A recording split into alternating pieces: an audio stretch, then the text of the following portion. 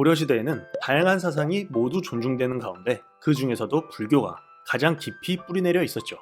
그렇다 보니 지금 우리가 사는 주변에 교회가 많이 있는 것처럼 고려시대에는 불교의 사찰이 그만큼 이곳저곳에 많이 있었습니다.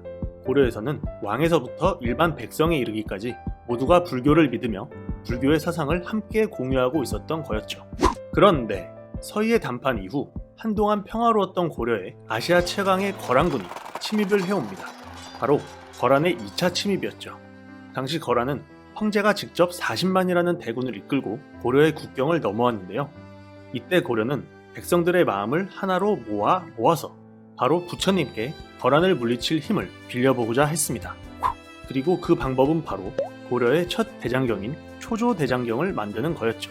초조대장경에 담긴 고려인들의 간절한 꿈은 마침내 이루어져 고려는 그 강력한 거란군을 귀주대첩에서 전멸시키며 기적같은 승리를 거두게 됩니다. 참고로 초조대장경은 아쉽게도 훗날 몽골 침입 때 불타버려서 현재에는 전해지지 않고 있기 때문에 정확한 권수는 알 수가 없고 관련 기록을 근거로 최대 6천여 권에 달할 것이라는 추정만 해보고 있는 상태이고요. 다행히도 초조대장경의 인쇄본 일부가 서울특별시 관악구 소재 호림박물관을 비롯한 여러 곳에 소장되어 있어 초조대장경의 높은 수준을 짐작해볼 수 있게 해줍니다. 언제 시간 되시면 한 번쯤 가보셔도 좋겠죠? 자, 아무튼 거란의 침입을 물리친 고려는 앞서 고려청자편에서도 말씀드렸듯 약 100여 년이 넘는 시간 동안 평화와 번영의 시대를 맞이하며 전성기를 누리게 되는데요. 이 평화가 천년만년 쭉 계속되면 좋았겠지만 불행하게도 이번엔 그 유명한 칭기스칸의 나라이자 역사상 최강의 정복국가라고도 불리는 몽골이 고려에 침입해오게 됩니다. 일단 몽골과 고려는 땅덩어리 크기만 비교해봐도 거의 어른과 초등학생이 싸우는 듯한 느낌이었는데요. 보통 이 정도 차이면 그냥 항복하는 경우가 대부분이겠죠. 하지만 고려인들이 누굽니까? 과거 거란족을 물리쳤던 긍지 있는 전투민족이자 독보적인 수준의 고려청자를 비롯한 진귀한 물품들을 세계로 수출하는 부유한 나라였고 무엇보다도 찬란한 불교 문화를 꽃피우던 당대의 문명국이었습니다. 그래서 고려는 과거 초조대장경을 만들어 거란을 물리쳤듯이 이번 몽골과의 전쟁에서도 부처님의 힘을 빌리기 위해 팔만대장경을 만들게 됩니다. 고려사에 따르면 팔만대장경은 도감을 세운 지 무려 16년 만에 완성되었고 그 이름에서도 나타나듯 무려 8만여 장의 목판에 새겨졌습니다. 팔만대장경은 세계적으로 보아도 한자로 새겨진 대장경들 중 가장 정확한 것으로 여겨지고 있을 정도로 아주 정성스럽게 만들어졌다고 하네요.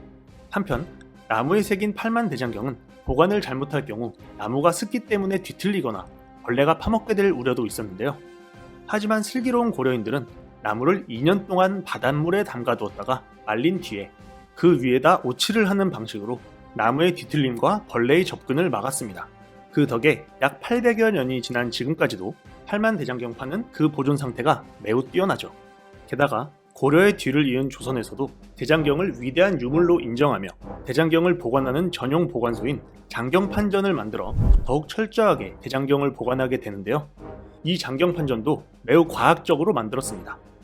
현재 합천 해인사에 있는 장경판전은 내부에 습기가 차지 않도록 사계절 내내 자연적으로 통풍이 이루어질 수 있는 특수 창문 구조를 발명해 적용시켰고 바닥에는 자연 제습제인 숯, 소금, 횟가루를 두어서 자칫 나무를 변형시킬 수 있는 습기를 제거할 수 있도록 했습니다. 이 덕분에 우리의 팔만대장경판과 합천 해인사 장경판전은 세계적으로도 뛰어난 문화유산으로 인정받아 유네스코 세계문화유산으로 지정되었고 지금도 철저하게 관리되고 있다고 합니다. 고려의 팔만대장경은 단순한 불교 경전이 아닌 과거 귀주대첩의 승리로 찬란한 문화를 꽃피울 수 있었던 고려가 단순히 힘으로 우리를 누르려던 몽골에게 쉽게 굴복하지 않겠다는 의지를 내보인 우리 민족의 자존심 그 자체였던 것입니다.